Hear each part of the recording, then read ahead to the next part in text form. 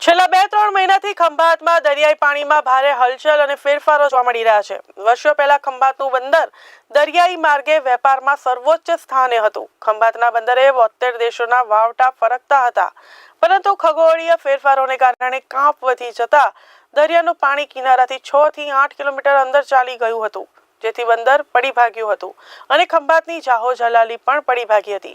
પરંતુ છેલ્લા 2-3 મહિનાથી દરિયામાં ફરીથી ખગોળીય હલચલ જોવા મળી રહી છે, જેમાં 6 થી 8 કિલોમીટર દૂર ચાલી ગયેલા દરિયાઈ પાણી ફરીથી ભરતી વખતે કિનારે આવી રહ્યું છે અને મોટી મોટી માટીની ભેખડો પોતાના પેટાળમાં સમાવી કિનારા નજીક આવી રહ્યું છે.